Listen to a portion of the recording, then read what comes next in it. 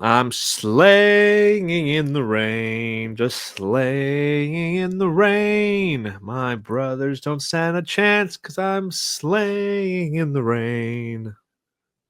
Wrong tap dancer, dude. They're watching Fred Astaire. My name is Adam. That's Terry. We are here diving into the seedy underbelly of Gotham with another installment of the Penguin Sideshow. This one is called Top Hat, episode 7 of the Penguin. This is a pretty fun episode. Takes place shortly after the events of the latest episode. What's Sophia going to do with Oz's mom? Where's Vic and all of this? And what happened to Oz's brothers? All these will be discussed today. Terry, how are we feeling about this episode? We have one more left.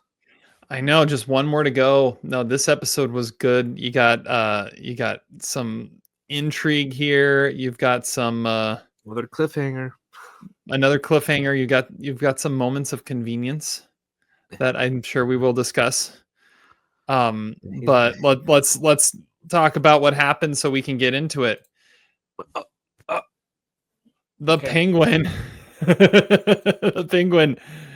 Episode 7 is entitled Top Hat. Mm-hmm. The hinted at his let me try that again. The hinted at backstory of the brothers Cobb is finally revealed. And it ain't pretty. As Oz kind of killed them as a kid. Locking them up in a drainage tunnel and leaving them to drown while he snuggled in happily next to Ma. Well, cut back to current day, and Oz finds his Ma is missing and Vic is unconscious. Vic awakes and escapes just before Salvatore Maroni shows up, beats Cobb with his own golf club, and takes him away, telling him they have his family now. So where is Frances Cobb? Sophia is keeping her company, trying to get to know her and ultimately better know Oz. Frances definitely shows where Oz got his wit and ability to fight from, but when Sophia brings up the brothers, Frances's dementia kicks in, and she goes back to the search for the missing boys. Sophia is confused and doesn't know what to do, so she calls in her shrink by day, play toy by night, and tries to help Frances. In the meantime, Dr. Rush alerts Sophia to a potential problem. Her little niece, the only surviving Falcone that Sophia saved, saw something that night and wants to talk to the police. Sophia goes and meets with young Gia, who says she saw Sophia with a mask in the bag that night and accuses her of killing the family. More importantly, Sophia sees that Gia has become a damaged, hurting kid just as like she was in Arkham. In trying to avoid being like her family, she has turned into her family.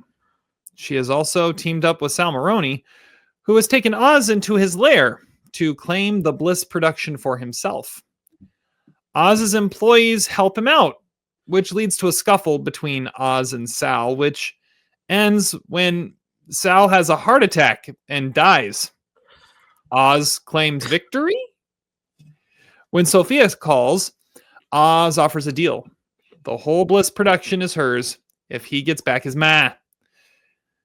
Sophia has decided all that matters now is making Oz suffer. So she sends a car into the lair, presumably with Frances inside. Sophia makes him think his mother's dead body is in the back. Instead, it's a bomb.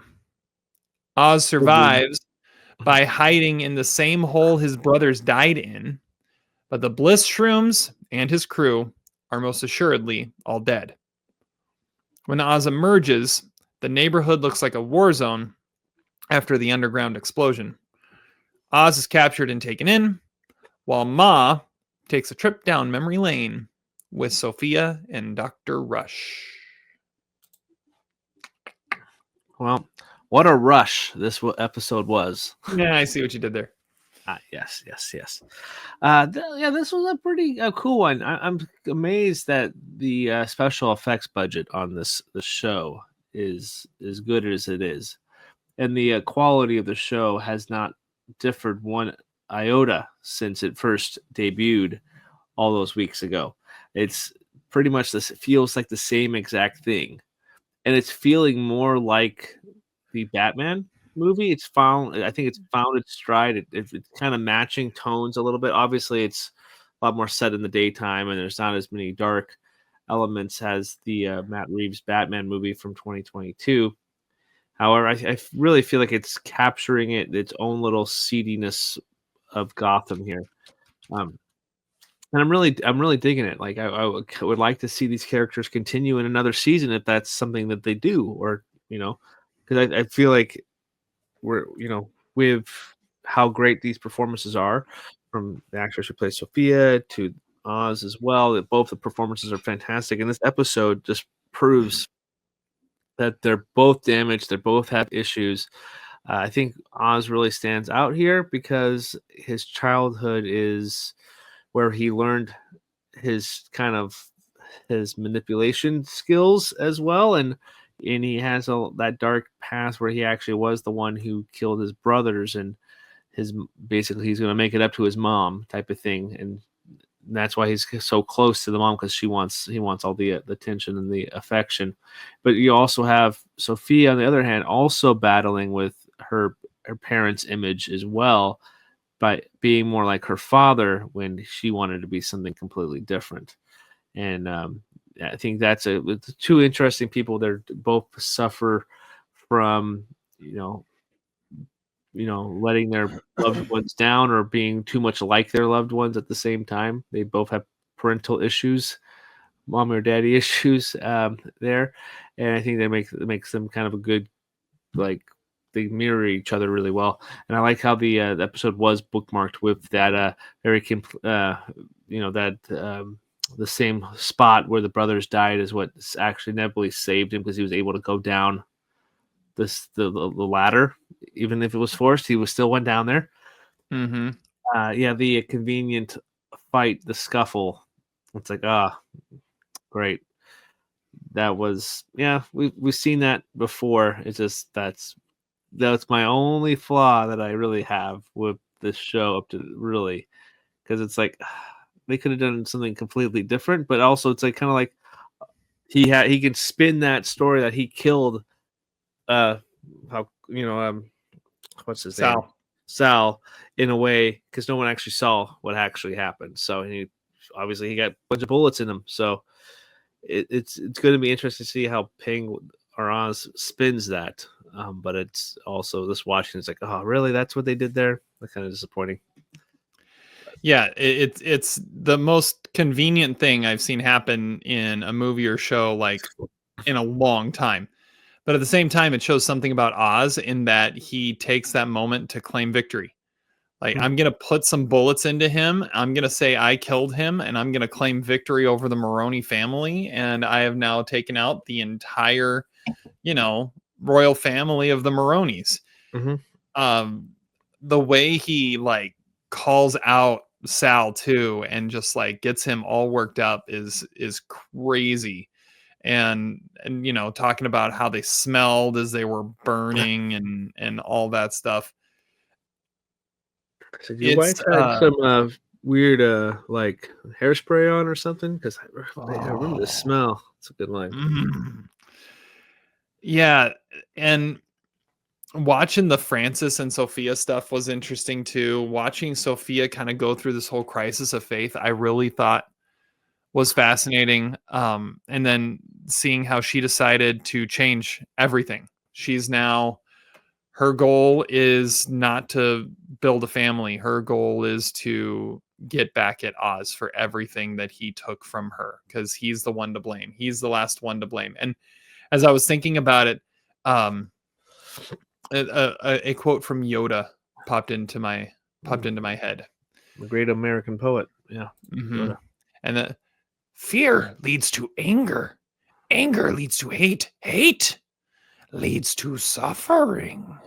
And that's what I thought of when I was thinking of Sophia in this. It's like that this is her path. She fear, anger, hate, and now she's going to try and cause suffering, but the only thing that's going to come from it is her own suffering. At least that we'll talk about where this is leading, but I think that there's going to be some point of that too. Yeah. The flashbacks are interesting.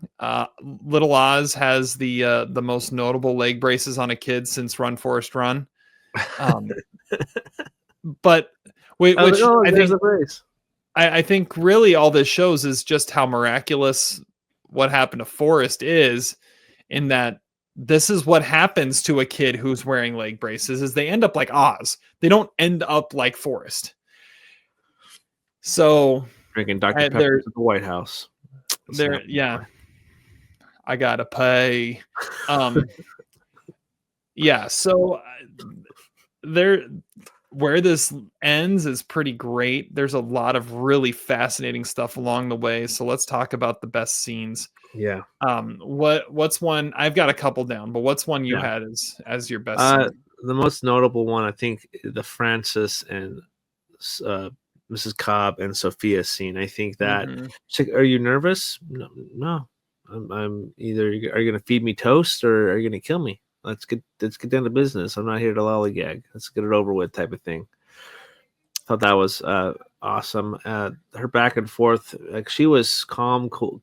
She was cool as a cucumber in that whole scene, like just leading up to that. And they got two good actors to like play the younger versions of the mom and Oz here too. I thought those both were great castings. I don't think I've ever seen that girl before who played the mom, but she did a really good job. Yeah. And that whole sequence with Sofia, that was just awesome to see. Like she was battling wits. Like this is where Oz got it. Like he's like, Oz told you a lot of stuff, huh? He's like, he told me everything. And then I was like, oh, how about your brother, your sons? Oh, and then she just kind of completely snaps, and that's a great performance. It's definitely, that scene shows like she's playing two different characters in the same sequence. Like that's remarkable. So, and you can see how like Sophia's gears are turning in that sequence too. Which is great. She's processing everything is happening right now, and seeing it. You can kind of see where, like, okay, I understand where Oz is coming from, but also, screw him at the same time, because this is he didn't just screw me over, but kind of screwed his mom over too. So you can kind of, maybe she's putting that pieces together as well. So yeah, it's interesting because you're right. Sofia has a great poker face. But at the same time, if you know what you're looking for, you can read everything that's going through her head. And she, like, there was some great banter back and forth there between the two of them. And you, like I said in the synopsis, you can tell where Oz got his wit, got his thinking fast on his feet, speaking fast on his feet. And like when it's like, Oz told me you died, I actually felt bad for him. And some people are easy marks. It's like, that was so good. That was so good. That, yeah. Like just like digging in the knife, like, nah, I have the upper hand here. I'm smarter than you. But then the switch turns and all of a sudden she's someone else. She's back at a different time thinking about where her boys are, and how that can switch, and then the look on Sophia's face, like what just happened, and then she snaps and smacks her. It's, oh man, there's so good. There's so much going on in that scene. That's a great one. That's one of the ones I had down. The other one I wrote down was a scene where Sofia goes and visits Gia.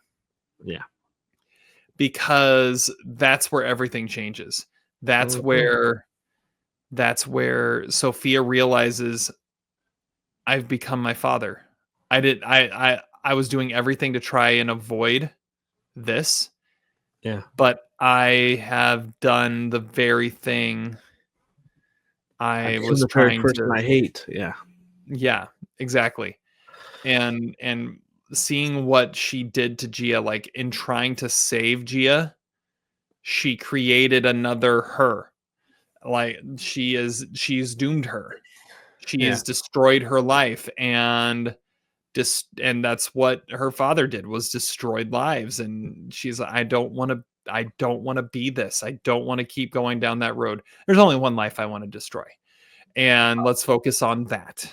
I don't want to build an empire. I want him to suffer. Yeah. And that's when everything changes. Like when she sees the marks in her arms, it's like, like she's like, I've created a monster. Mm-hmm. Yeah. When I was trying to show mercy.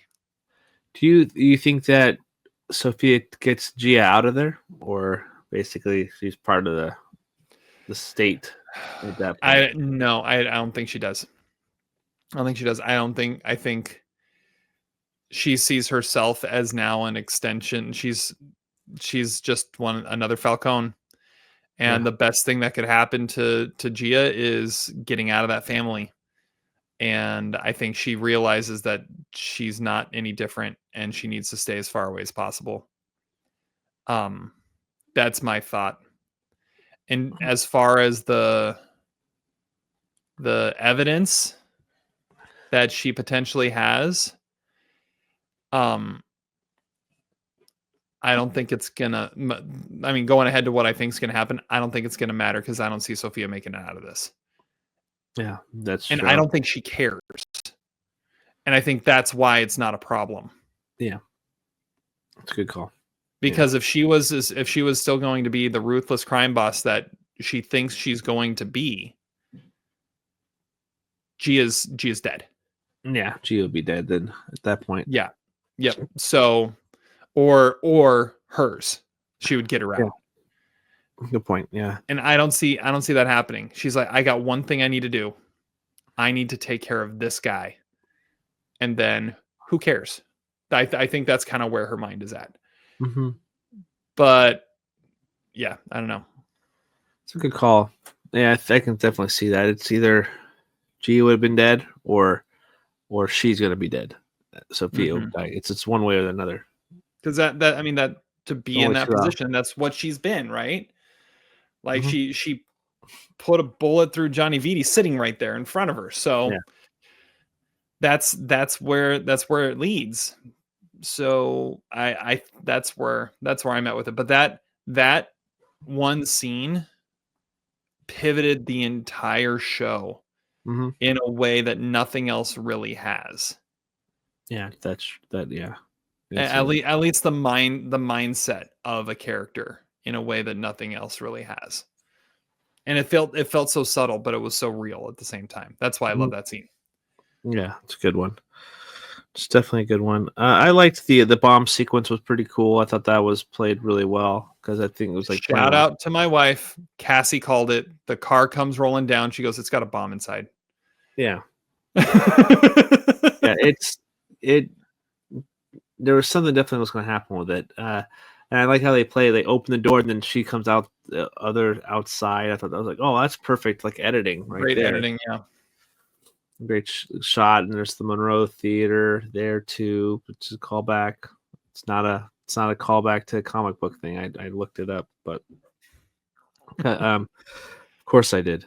But it's just, that's a great little sequence, and then the visual effects of the actual underground explosion, I thought that looks really, really good. That did look really good. Yeah. Yeah. An area that was just flooded not that long ago is now has a giant hole at an intersection. So you just be like, honey, I think we need to move. We're moving to Metropolis. Yeah, there we go. That happens to Metropolis. Oh, needed it. Need it. All right. The douchebag. Squid bag. Oh yeah. That's Oz. He killed his brothers over because he wanted to watch a movie with his mom. The Little Oz, definitely. Little Oz did, yeah. And you could kind of be like, it's raining pretty good. They're not back yet. Oh well. Oh.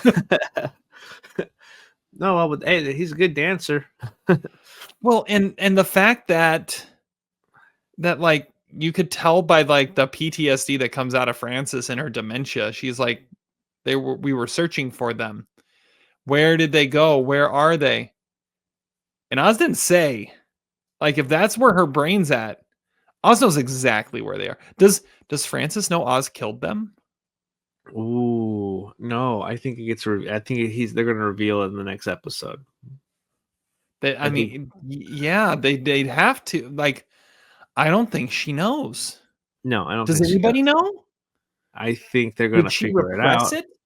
Maybe she's repressed it, and the memories are starting to come. And maybe that's what Mr. Shrink by Day, Play Toy by Night is going to reveal. Is that it's in there somewhere and it's trying to get out. Yeah, that's a good point. That's a good call. But yeah, that's gonna be interesting. Yeah. All right. Stickman. The cop that captured Irvot at the very end, or that because he had a stick and he's a man. Was that Detective Wise? Yeah, that was the guy who, because he's on the cast list, and I couldn't figure out. Like, that had to be that was the guy at the very end. Yeah, the guy who captures Oz. Yeah, that's a good one. I had one more too, but okay. Do you have one? I have two. The first one I have, I mean, young Frances is a stunner. Like, when she dolls herself up to go out with Oz, like, I mean, oh mama. those three boys did not look much alike. I'll just leave it at that. That's a okay. Good, very good point. Very good point. I put Oz's older brother. I think the older brother could have been a stick man, in his own right. He probably was a charmer. Yeah. But I like the mom. I think that's a good call. The other one I wrote down is Fred Astaire. Yeah. Because, I mean, they're watching. Do you know what they're watching? I don't. They're watching Top Hat. Oh my God! It was a layup. It was right there. It was right there. But you've got a Fred Astaire Ginger Rogers movie, and so you know he's ending up with Ginger Rogers at the end. Yeah. So Fred Astaire, always a stick man. Yeah. Dancing his way into America's heart. And dancing into Ginger Rogers. Yes. Yeah. Best new face. I think there's only one. Rex. And who would that be? Rex. I guess the brothers too. There's a few there, but yeah, Rex. Like, he was a guy that he showed up like, I know that face. Yeah, I know the face. Look, he played in a Pinot nominated film, Killers of the Flower Moon. Future Pinot nominee, probably The Irishman as well, and 21 Bridges, which won't be Pinot nominated. But yeah, he's got some credits, but he's definitely one of those guys that you're just like, I know, like I said, I know that face. Louis Consalmi? Consalmi? Yeah. He looks like if Jason Schwartzman was hot. Like, yeah, I was also thinking if they had a budget, that would be David Dastmalchian. Dastmalchian. If they had a budget. I don't even think it would be that, because he's got it. David Dastmalchian isn't suave. Like, this guy's suave. This guy's got a swagger to him. Okay, Polka Dot Man is not a swagger guy. Okay, if he was mixed, if he had the swagger gene, it would have been that guy. But yeah. And then the other one, the kids definitely, but also young Frances, which we mentioned before, played by Emily Mead. I was looking, there are some notable things she's been in. I just haven't seen any of them. She was in 25 episodes of The Deuce, which I never watched. She was in Money Monster, which I never saw. Well, that was the George Clooney, Julia Roberts. Yeah. She was in 10 episodes of The Leftovers. She was in That Awkward Moment. Give Me Shelter. That's Miles Teller movie. That's not a good one. She played a Denny's waitress in Young Adult with Charlize Theron. Oh, Charlize Theron and Patton Oswalt. Mm-hmm. And she was in a Cager, Trespass, with Nicole Kidman. Nicole Kidman. Yeah, she probably knew Judy. I mean, maybe. And then Maybe. 2 episodes of Boardwalk Empire. Like she's been around, Getting around. but nothing we've really We've paid seen her, attention but to. not Well, I mean, I've seen seen. her. I think Young Adult is the only one I've seen, and I would not have remembered. I barely remember that movie at all, so I would not remember a random Denny's waitress from that movie. So, but yeah, that is another new face. Yeah. The best weapon of the episode. Got a couple here. A car bomb. Car bomb's pretty Car good. bomb. Yeah, That was pretty good. that's the trump card. Yeah, that's the yeah. Yeah, that's good. Mine is rain. Yeah, that's a good one. Rain. That was used as a weapon. It was. Mm-hmm. Have fun getting out of that. The nightstick is also one that we can mention here. Nightstick we can mention. But yeah, the bomb and the rain is probably the two. High cholesterol. We could mention that. Yeah, definitely high cholesterol. Yeah. There's a Not a few. bad one. There's a It's few not you a can bad mention one. there. Golf club. Golf club. Well, I think we mentioned that last time because Yeah, that's when he found it. Yeah. When Sophia let him grab the golf club and basically said Hulk smash, and Yeah. and Sal so he smash. did. Sal smash. All right. Let the nerd flag fly. Best callback.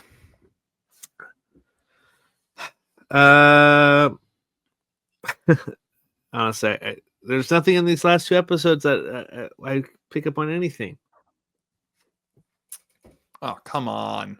All right.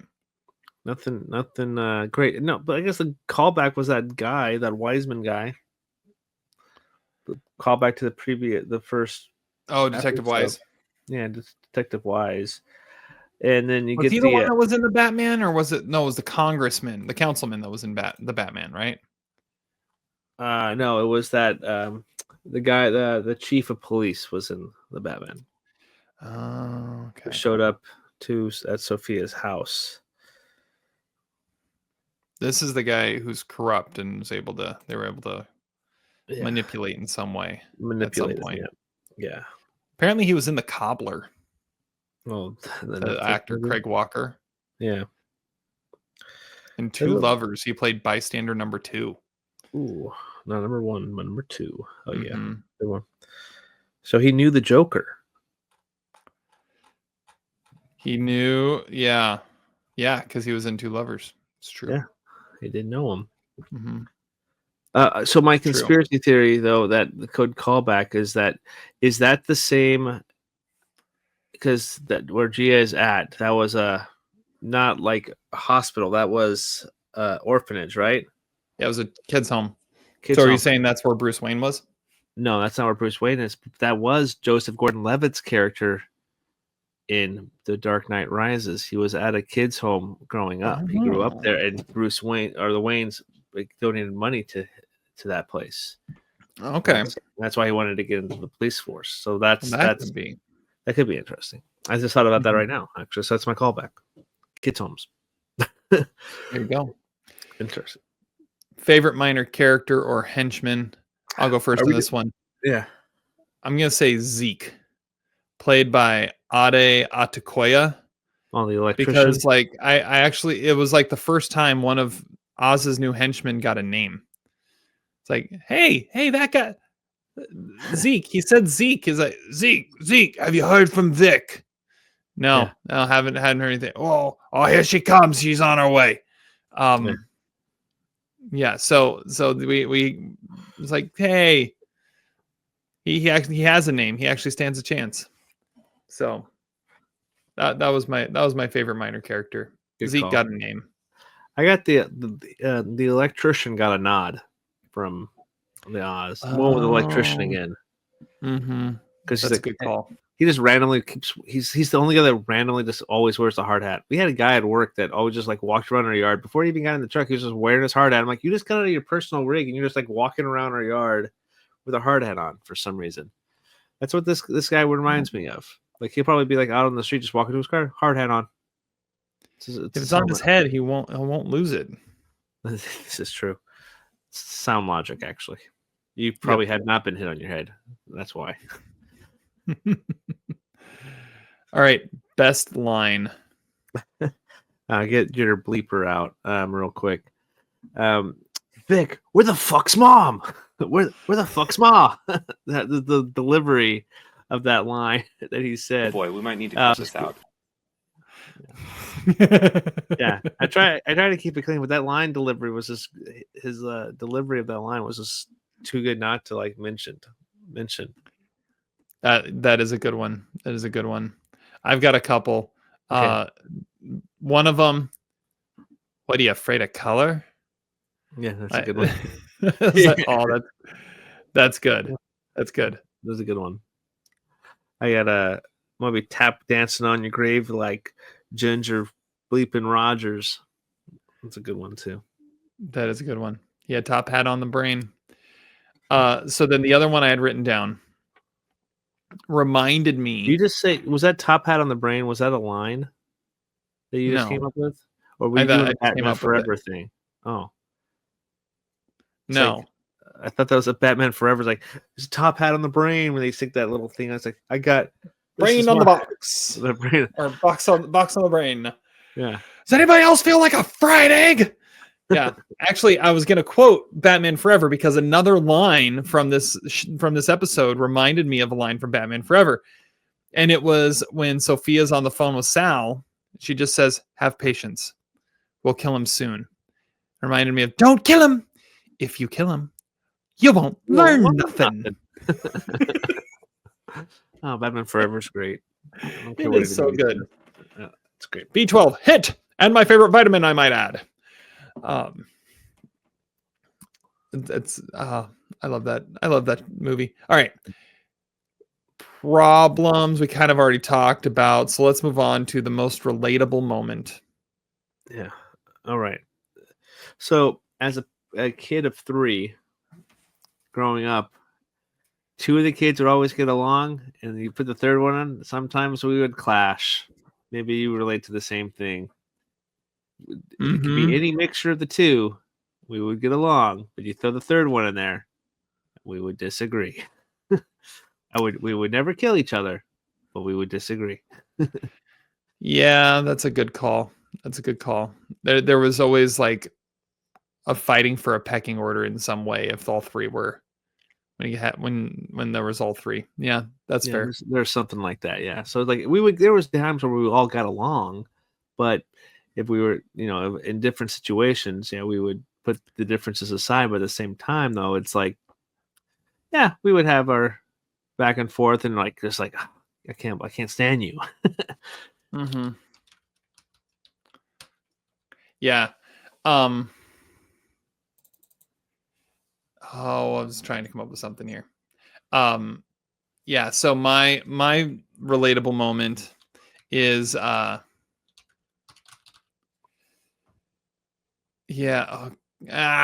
not gonna find it. Oh well. No, maybe I am gonna find it. No, I don't know. Give me 1 second here. I'm gonna find this. Yeah, it is that. Okay.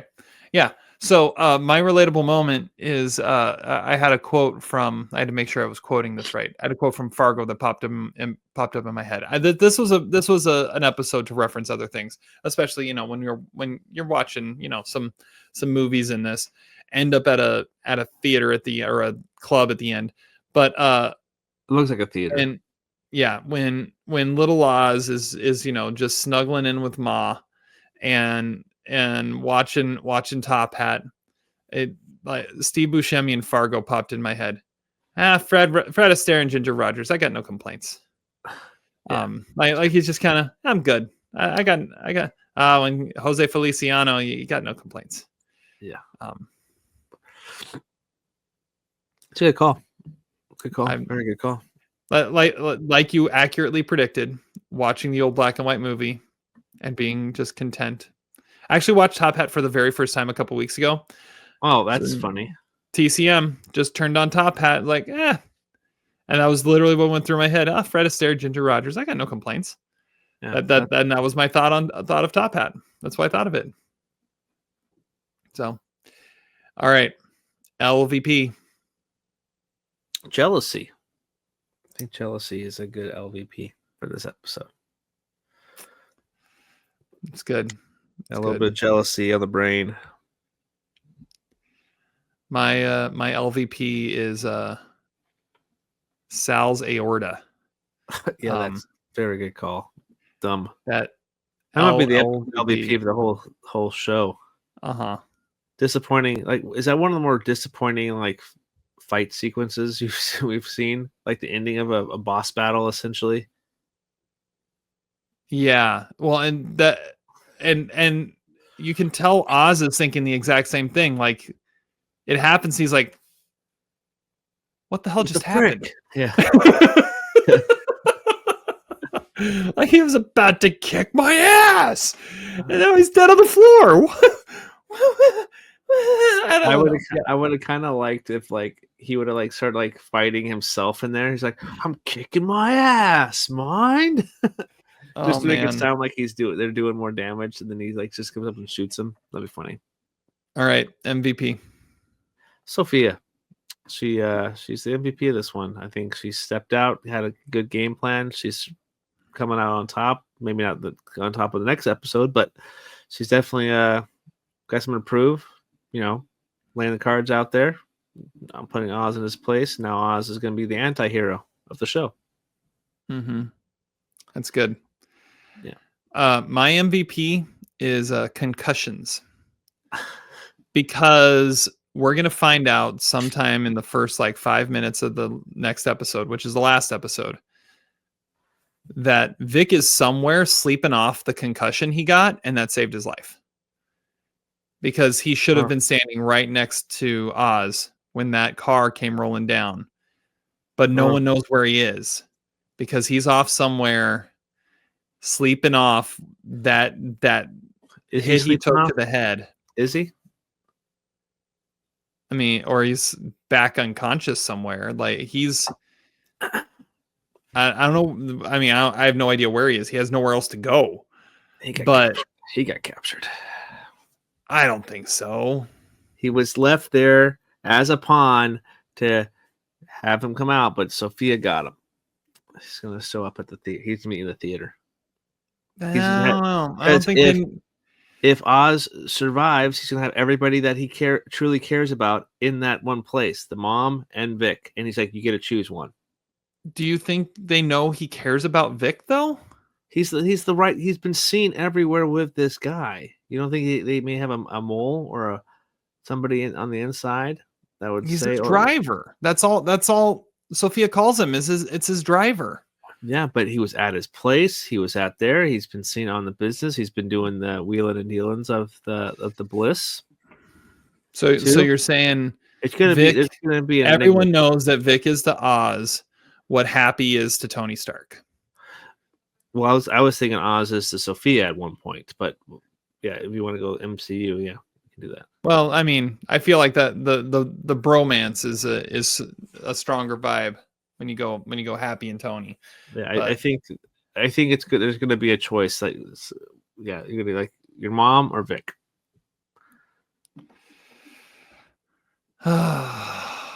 Yeah, but if the mom figures out what the truth is, does she even want to live? That's a good point. Like that? Oh, that would be interesting. Okay, don't worry. I'll up your dosage. You'll forget. There you go. Well, let's keep. We're gonna keep talking about what we think is gonna happen, but let's go to our POI count, our put on ice count. Rough estimate. I upped Sofia's 20 to 34. Yes. Because who knows how many people that car bomb killed. I think it looked like there were about 20 employees in that basement at the time. Yeah, that's good. Second is Carmine at 8 that we know of. Oz is at 5, but he's going to pretend it's 6. And I think that's all that happened in this episode. So the rest of it, we got Luke at 1, Irvat at 1, Vic at 1, 8 debatables, and the Riddler at yes. I think that's all we got. I mean, there were some henchmen. There were some henchmen on henchman death, but I don't think we we need to There worry was about? definitely a tattooist that got killed too at one point, but we don't know. That's the somewhere in there, the 8th or whatever. But yeah, we don't need to count henchman on henchman death. Get incestuous. Yeah, maybe a little. Yeah. Okay, last episode coming up next. I just love how everyone else has already watched this, potentially that's listening to this, and they're just going to be laughing at what we think. I think somehow Sofia dies either at the hands of Oz in some way. He finds a way to get the upper hand again, or she kills herself, dies in the crosshairs or the crossfire of something. I think it's going to be. I think does the Batman show up at the very end? I think we would have been spoiled if that happened, but yeah, if that would have happened, that would. But it would be interesting if I was watching this live. I would have said that somehow there's going to be some big epic thing at the very end where like Batman shows up at the very end or something, or there's a hint at an appearance or something like that. But yeah, I think Sofia probably does die. Oz, I think, also not knowing the news now at this point, where Colin, they're talking about a second season, and he's also filmed, or he's going to be filming scenes for the Batman. Yeah, he's had several scenes in the Batman. Oz is a survivor. He's going to come out okay. And I did like how they did change his origin story to fit this world perfectly. I think the change of that, his origin story, is much needed for the character as well. It fits perfectly into this world, and I want to see him kind of be successful and not die, because that's one thing about comic book properties. They always kill off the villains, like especially they're probably the more interesting characters in any format. I don't care if it's DC or MCU or whatever. They always seem to kill off like the really good villains at points. Some of them are bad, but at least like I don't want them to like kill like the Penguin off, because I think the Penguin's interesting. I think there's stuff you can do with him moving forward. So Sophia, I get she's not like an actual like a super big like person, but at the same time, she served her purpose in the show, and I think that she somehow does die at the end. She's been the best part of the show. She's definitely been the best part. Really. But there's no way we get to the end of this and both Sofia and Oz are alive. It can't be. Does you think his mom died? Yes. How about Vic? I think Vic lives. Vic lives, okay. But like Vic may turn a new leaf again and be like, this is not the life for me. Maybe go and meets up goes checks in on a girl. Yeah. Son of a bitch stole my line. Yeah, that could be. It could be good. I like that. I think there, because Sophia's at a point, like she's set herself up at this point. She's going to, or she has one goal in life, and that is to kill Oz and make him suffer before he dies. And yeah, we need to see how that all plays out. Yeah. I like it. All right. Well, we got one more of these next week. People are at home are laughing at us probably, but hey, we're entertaining. So I hope you're laughing along with us, not at us. But next week we will be back for the final episode of The Penguin, streaming on HBO Max. This was really fun. It's been a really fun show so far, and it leads us to probably a pretty epic conclusion. So with that said, my name is Adam. That's Terry. We'll be back next time. See you.